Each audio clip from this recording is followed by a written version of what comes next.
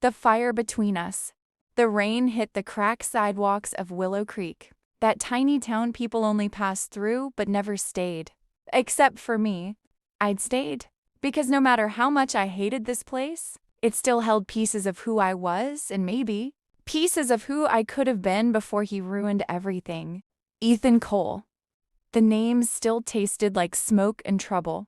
The kind of boy who looked good even when he was bad. Who knew how to light a match and watch the world burn? We'd been rivals since high school. Him, the reckless mechanic with a smirk. Me, the overachiever who thought she was too smart to fall for someone like him. But life had other plans. When my dad passed away 2 months ago, I came back to handle his old bookstore, the one right across from Ethan's auto shop. Every day, I saw that same black Chevy truck parked outside. And every day, I told myself I didn't care. I told myself the past didn't matter. Until he walked into my store. "Didn't think you'd actually come back," Ethan said, leaning against the doorway, his voice smooth and deep.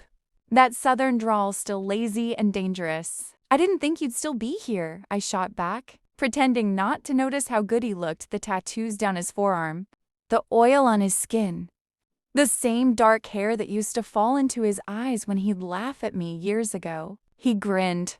Guess we both like proving each other wrong. And that's how it started again, the push, the pull, the spark that never really died.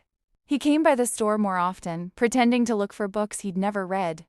I knew he was doing it to annoy me, but I couldn't stop noticing the way his eyes softened when he talked about my dad, or how he always fixed the bookstore's old sign without me asking. One afternoon, while I was stacking books, the storm outside turned the sky into a dark mess of thunder and lightning. I didn't even hear him walk in until he said, "Power's out in half the town. You okay here alone?" "I'm fine," I muttered, brushing past him, but my heart didn't believe it. He caught my wrist. "You don't have to keep pretending you hate me, Harper." I froze. My name and his voice felt like something I shouldn't want, but did. "You think you know me," I said quietly, trying to pull away. "I do," he murmured. "You're still the same girl who used to read under the bleachers while everyone else was trying to fit in. You still bite your lip when you're mad, and you still care too damn much about people who don't deserve you." Lightning flashed, and suddenly, I could see every detail: his eyes, the rain on his shirt, the inches between us that felt impossible to keep. "Stop!" I whispered, though my voice broke. He dinned single quotes till af and stepped closer until I could feel his breath on my cheek. "Tell me you don't feel it," he said. I wanted to. God, I wanted to, but lying to him would have meant lying to myself. So instead, I closed my eyes, and that was all the permission he needed. His lips crashed into mine, rough, desperate, everything I'd tried to forget. My hands found his shirt, his fingers tangled in my hair, pulling me closer like he'd been waiting years for this moment. The storm outside didn't even compare to the one inside me. When he finally pulled away, both of us were breathing hard. "This is a mistake," I whispered. "Then it's the best one I've ever made," he said with that damn smirk, the one that used to drive me insane. Over the next few weeks, everything changed. He'd show up with coffee every morning, pretending it was for peacekeeping. We'd argue, flirt, fight, and fall back into each other like two magnets that didn't know how to stay apart. But small towns remember everything, especially secrets. One night, I found an envelope tucked under my door. Inside was a photo of Ethan and my father shaking hands. My dad had once told me he sold the bookstore years ago to pay off debts. What I didn't know was who he owed them to. I stormed into Ethan's garage, heart pounding. "You used my dad?" I yelled, shoving the photo at him. "You lied to me this whole time." He looked at the picture and sighed, jaw tightening. "It's not what you think. It's exactly what I think." He ran a hand through his hair. "Your dad was in trouble, Harper. He came to me for help. I bought the bookstore to keep the bank from taking it. I never told you because I knew you'd hate me for it." I stared at him, my anger cracking under the weight of his words. "You did all that for me?" I asked, voice trembling. "For both of you," he said softly. "But yeah, mostly for you."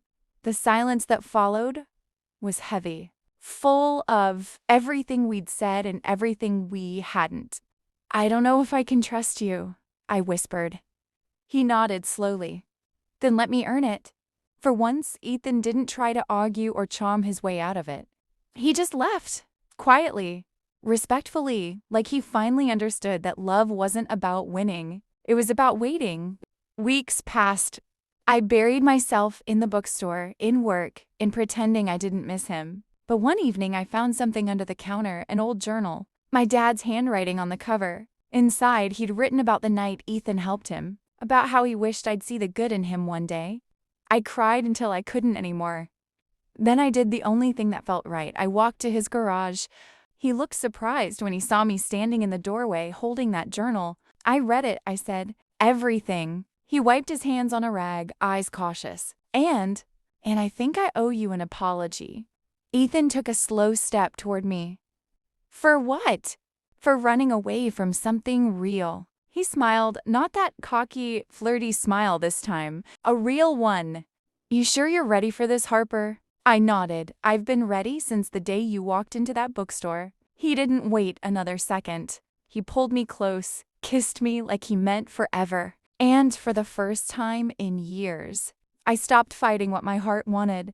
That night, we danced barefoot in the garage under the flickering light, music playing from his old radio, laughter mixing with the hum of summer air. Everything about it felt like coming home. Months later, the bookstore had new life, walls painted, coffee corner buzzing, and one particular mechanic always sitting near the window pretending to read. Sometimes, people would ask if we'd always been in love. I'd laugh and say, no, we were enemies first. Then life happened. Because love doesn't always start soft. Sometimes it begins like a storm, wild, destructive, beautiful, and ends in sunlight. And that's exactly what we became. The fire between us never burned out. It just found a way to keep us warm.